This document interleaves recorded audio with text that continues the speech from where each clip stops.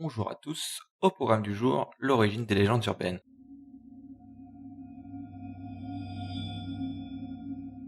Attention, le contenu que vous allez voir heurter la sensibilité des plus jeunes.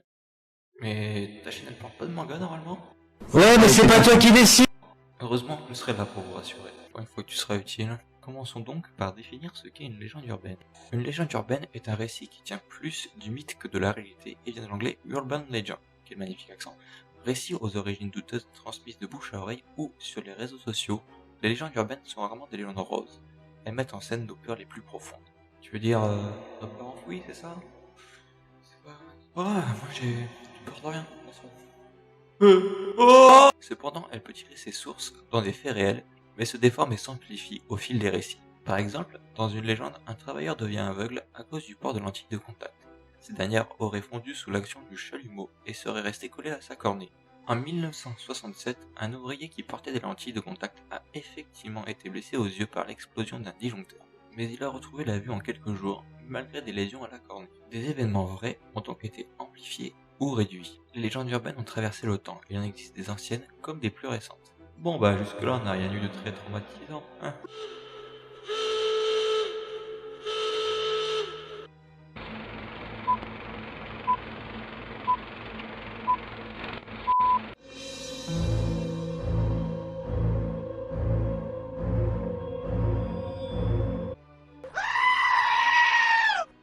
D'abord transmise oralement, elle se répand au 19e et 20e siècle par des lettres, puis à partir des années 90 et 2000 par email et sur des forums de discussion.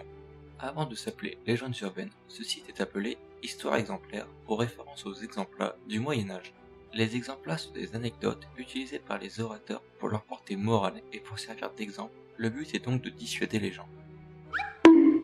Ici, la morale n'est pas vraiment distincte dans le récit. Elle est sous-entendue, on la devine grâce au déroulement des événements.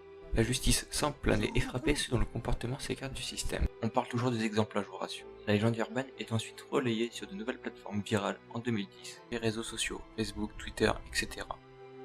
La légende urbaine mute. Comme le virus actuel.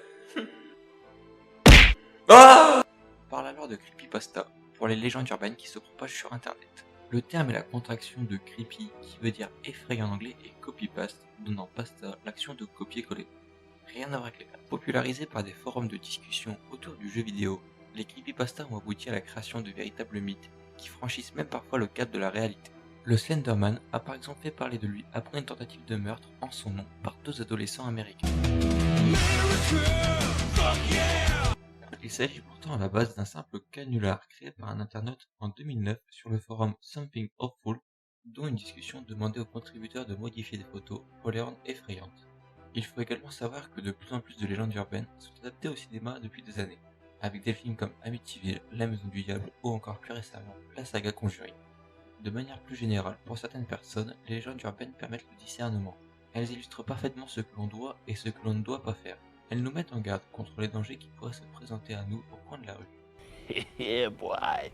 Ah, ça ressemble aux Zampala qu'on a parlé tout à l'heure là. C'était pas des Zampala mais des exemples.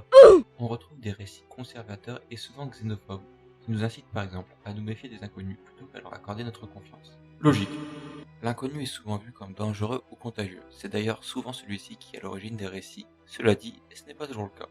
De plus, peu importe le moment où elle se situe, présent ou passé, la légende urbaine fait souvent référence à des noms de lieux, des marques de voitures, ou encore à d'autres choses que l'on connaît tous. C'est justement ces détails qui rendent crédible le récit et varient d'une version à l'autre lorsque la légende apparaît dans des lieux ou des époques différentes.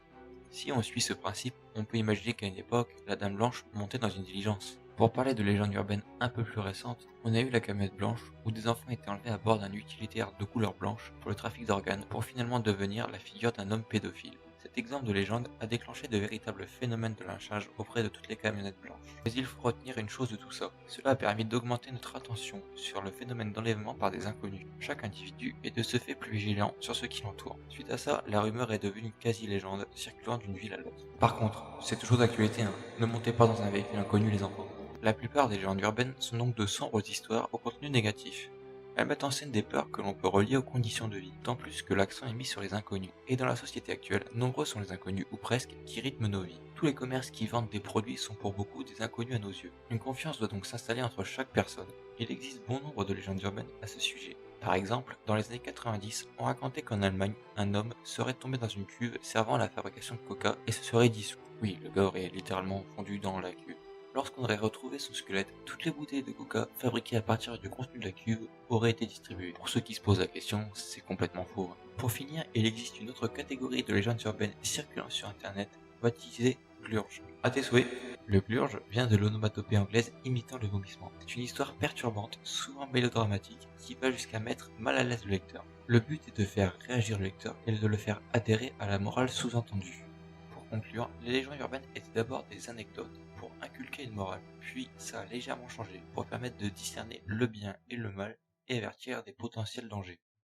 De nos jours, elle est surtout utilisée dans le divertissement et encore plus depuis la création des creepypastas. Au revoir.